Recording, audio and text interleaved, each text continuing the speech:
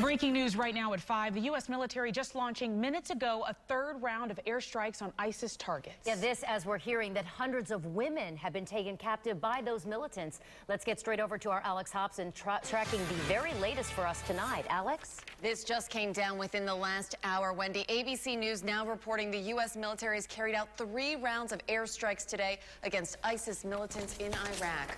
This on top of news just in from Iraq's Human Rights Ministry. The spokesman confirming hundreds of women from the Yazidi religious minority have been taken captive by the Islamic State militants.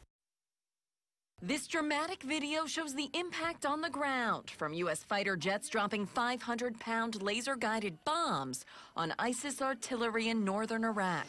F-18 aircraft like these were launched from the USS George H.W. Bush, stationed in the Arabian Gulf, to strike ISIS targets that the Obama administration said were threatening American interests. Here we have almost more of a conventional fight, and so it's actually easier for the U.S. military to target than it was during the Iraq War. Thousands of families have fled to the top of a mountain, walking miles to escape the threat of ISIS militants below.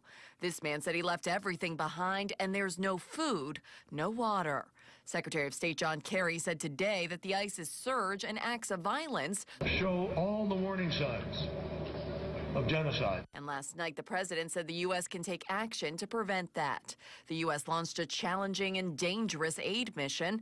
3 U.S. Air Force cargo jets dropped critical supplies, 5,300 gallons of water, and 8,000 meals ready to eat. President Obama is now the 4th consecutive U.S. president to order military action in Iraq. He came into office pledging to end the U.S. involvement in the war there, and did in 2011. Now he insists he will not allow the U.S. to get dragged back into another one. American combat troops will not be returning to fight in Iraq. The president has maintained there will be no U.S. troops on the ground. White House officials say the best way to deal with this threat in the long term is for the Iraqis to handle it themselves.